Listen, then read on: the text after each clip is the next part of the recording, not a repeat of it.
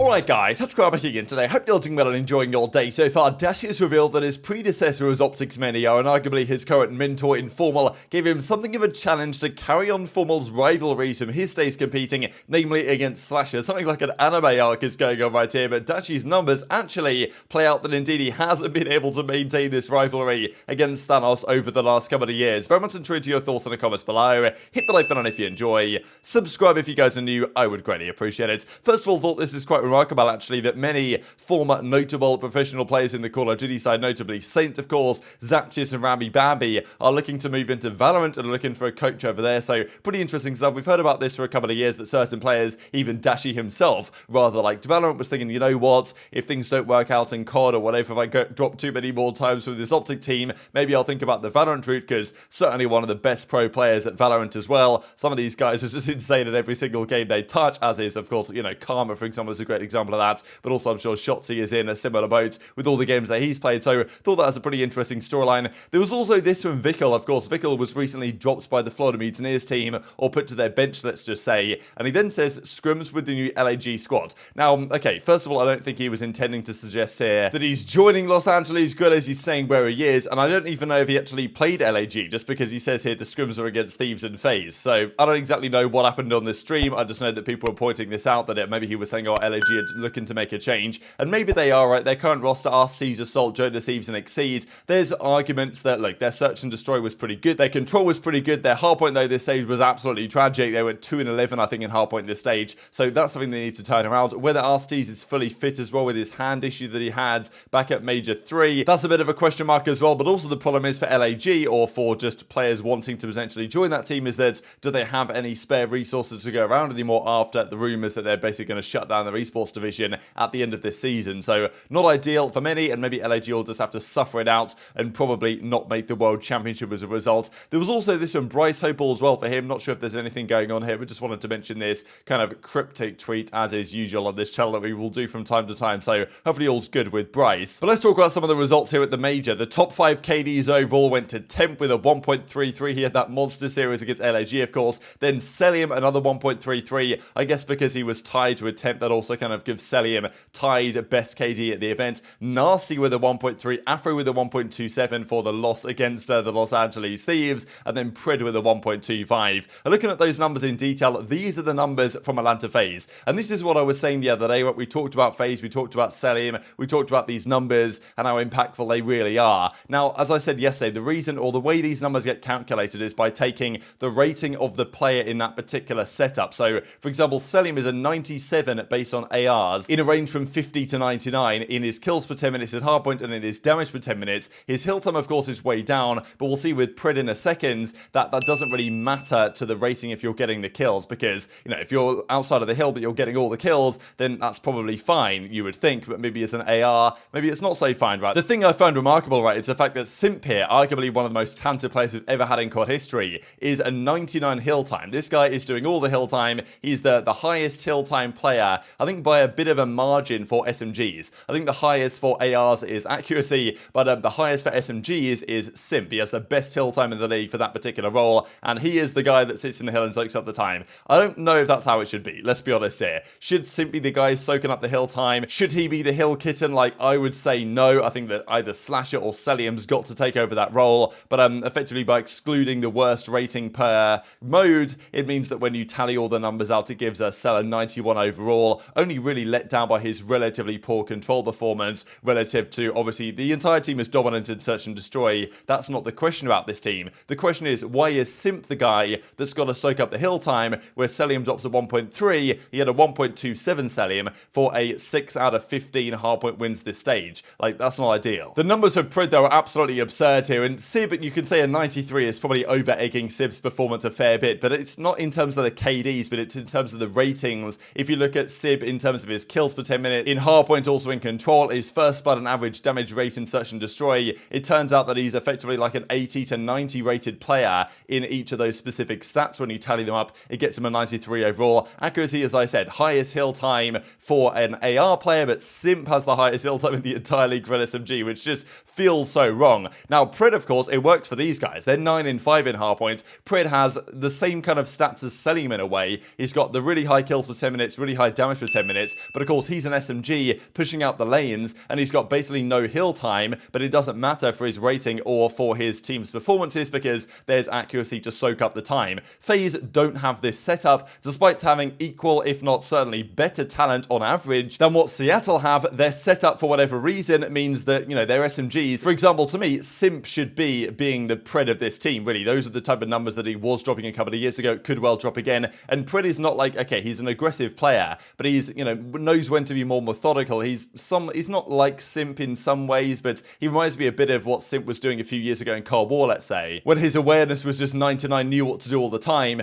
and the way Pred's playing, no hill time, who cares about that? Let's just go in and get all the kills, get all the damage, and accuracy will soak up the hill time. FaZe have a different approach, and to me, it's not working so well for them right now, but intrigued to your thoughts in the comment section below. As always, let's talk about the OpTic stuff then, mostly on this really entertaining Dashy storyline. Alright, first of all, from Shotzzy, 10k subs on Twitch for the first time for him. I know that his YouTube's been popping off as well. The #1 movement pro, I believe, is what he has in most of his titles. I guess Val's is maybe running it over there, but it seems to be doing super well. Ranked play's popping off, therefore his stream's popping off. Personality is out of control, and like Shotzzy's just the perfect guy to take over this next generation of OpTic, and it makes a lot of sense. Even when Scump was talking to him on the breakdown, when Scump was like, look, what was your GPA? And Shotzzy was like, yeah, 1.5, but if you drop that in COD, that's pretty insane, which is a fair point, and he was doing, of course, against FaZe. But it seems like Dashy has some different rivalries in store, but some of them are up against FaZe themselves. So we know that FormaL, right, kind of considers Dashy to be his protege, maybe in a sense. FormaL, of course, was with Dashy during the OpTic Chicago days of Black Ops Cold War, and FormaL wasn't really feeling COD at that time.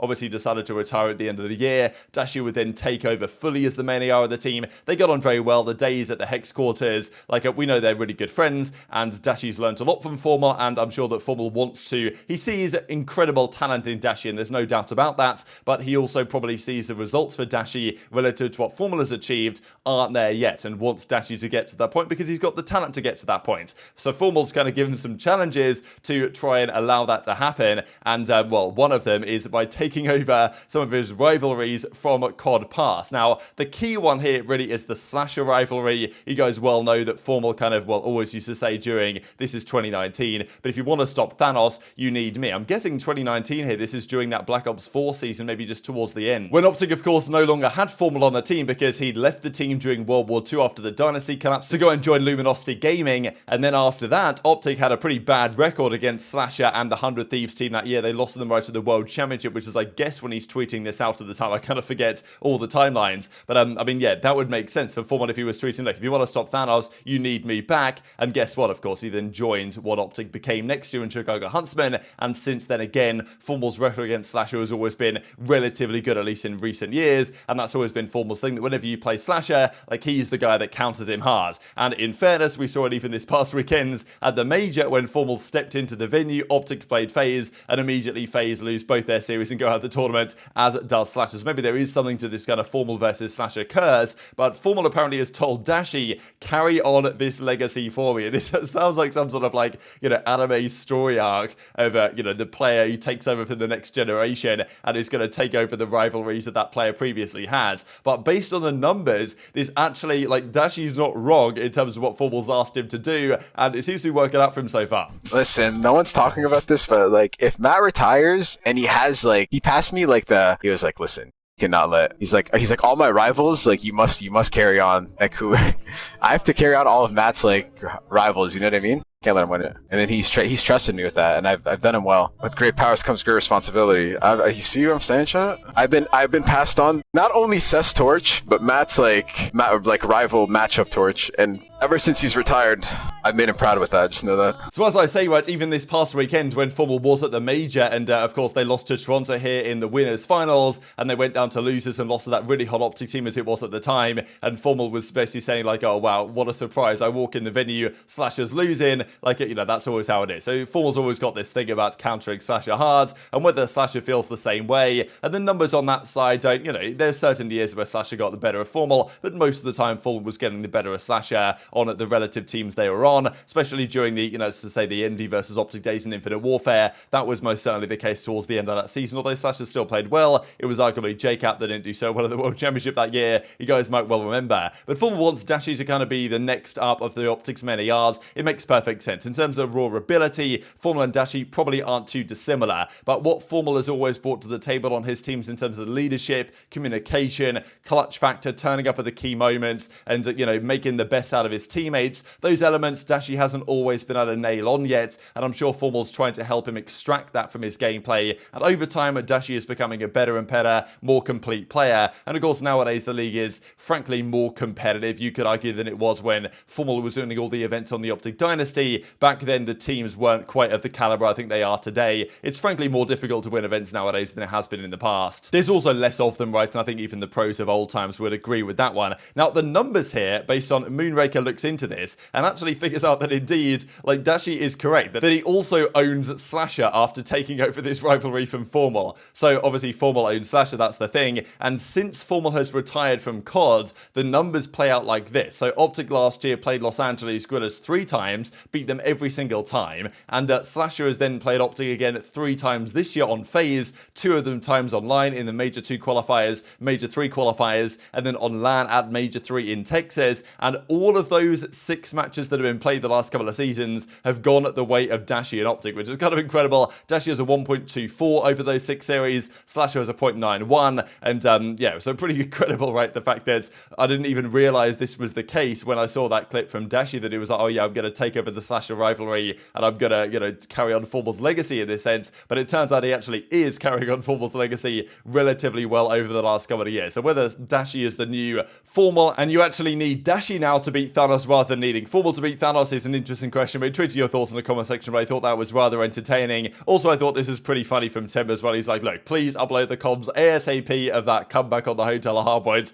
Kenny's like, nah, we good, bro, don't worry. Yeah, on God, keep that to yourself, says Octane in the replies. Also, some more Lionman Cards here from the Boston Breach side, and again, the numbers here are kind of incredible, actually. Their hardpoint hasn't been so good by the numbers, but the results are good, and like Boston are kind of just a team that are a little bit of a step behind, let's just say, a Toronto, or I would say an OpTic as well, in terms of how good they are across the modes. They're pretty good across every mode this stage. Like, they're positive in every mode, they weren't really bad anywhere, even though their hardpoint numbers don't look the best. I think their teamwork is pretty good, and Vivid is more impactful than his numbers suggest, but there is a good argument to say that maybe a guy like Crimp, for example, on the Boston Academy team for Vivid could be the way to go, because to me, Nero has been the more impactful of the 2 SMGs for quite some time at this point, and I wouldn't really be surprised if they thought of that down the line, because it would be an easy change to at least try out. Awakening, I think, has played better before this stage than he did this stage. Beans was especially impactful in their Search and Destroy. 18 in 7 first blood rate is pretty incredible for Beans. That's pretty much the #1 in the league for his particular role. But again, it's interesting that Nero's the guy soaking up a lot of the hill time here in Hardpoint, and none of the ARs really do much of that. So again, some questions about the way these teams have organized themselves. But Boston are, to me, still just one step behind where they need to be to really compete with the top guys. And, you know, whether another Doug